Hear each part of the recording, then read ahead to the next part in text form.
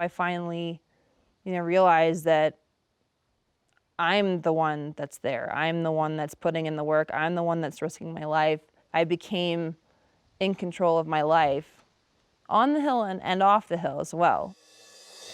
Your first Olympic race, your mom at the time called it the best day of her life. Aw, she did? Why? I think for a family, making it to the Olympics and winning at the Olympics, those are things that we all worked for as a family.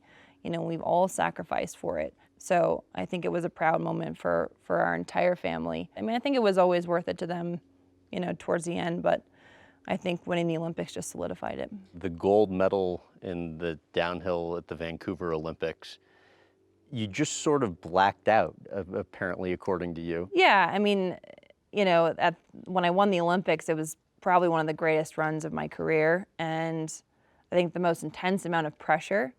And I was definitely, in the zone to the point where I have zero recollection of anything. I remember the start, and I remember almost crashing by the finish because my shin was hurting so bad. And then I remember seeing my name in green, which means you're winning, and then I freaked out. Your dad, complicated relationship. You called winning the Olympic gold the highlight of your career, but I guess you've since said you wanted to call your dad at the time, but you didn't. Why not? At the time, things weren't great between us, and it's unfortunate because that was definitely one of the best moments of my life, and I wanted to share that with him, but I'm just happy that things with my dad are good now, so. What was the point in which, at the time, based on whatever your thinking was then, you made the decision, best for me to just cut things off? I was married, and we had just kind of gone our separate ways, and when I got divorced, then, I obviously called my dad. He's a lawyer, and it was hard at first, but we definitely worked our way back into it and eventually built up our relationship to what it is now. And he said that at the time he called, emailed. I Would didn't you? see any of those. You didn't see any of them. I didn't see any of them, but that's not to say that he didn't write them. I just didn't see them. Because you had him blocked, or you No. just don't know if that actually happened? I know why, but I can't really tell you, so they were probably deleted. It was hard. I guess I didn't really see it. It kind of eventually over time became what it was, and I was married at 22, so like, what did I know?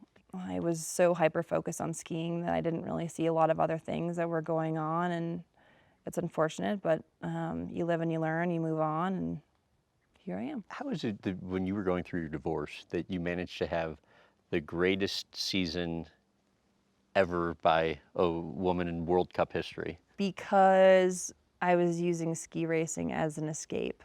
Ski racing is the place that I can go and I can not think about anything else in the world. And so no matter what happens in my life, divorce, family, whatever it is, I can always go skiing and only be skiing, be in the moment, not have anything on my mind, but enjoying what I'm doing. And you said back then, for the first time in your life, you realized you were skiing solely for yourself. It's always been me in the starting gate, but I think, others' expectations and, how things kind of were dictated to me and the way that, I trained and, how I approached everything, that was Because not, if it wasn't your ex, it was your dad before that was just, yeah, or my coaches, that I'd never had enough confidence in myself to say, no, that's not what I want to do. I want to do something else. And so I finally, realized that I'm the one that's there. I'm the one that's putting in the work. I'm the one that's risking my life.